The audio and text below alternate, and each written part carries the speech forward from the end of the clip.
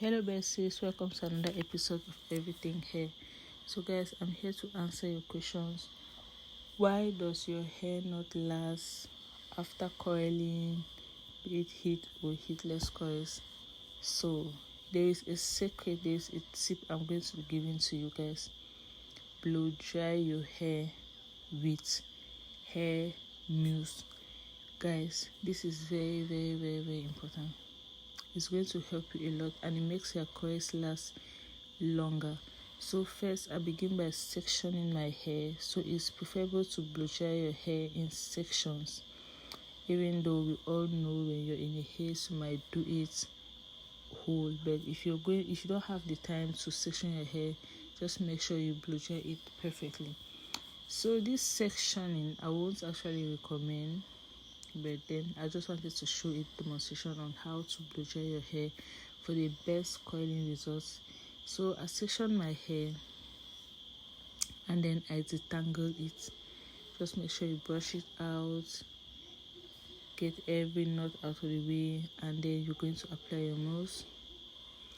And after applying my mousse, I comb it out before I begin blow drying. So you're just going to brush.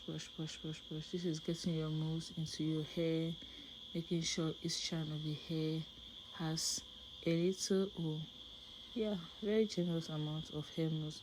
But don't don't use a lot of product on your hair, because it's going to wear down your hair. So now that we're done with that, we're going to begin the blow drying process.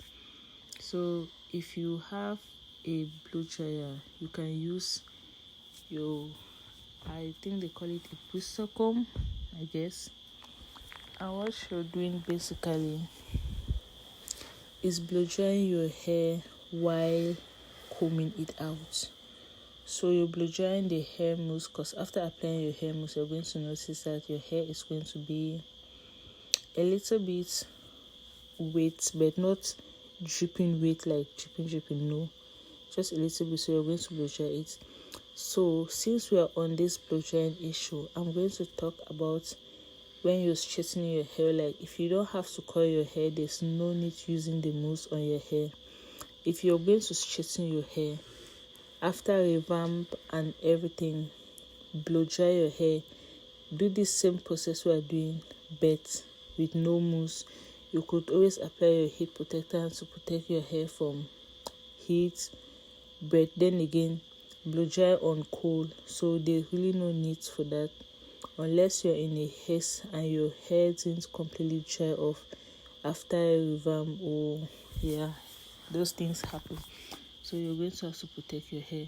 But I advise, or I recommend, you blow dry your hair on cool.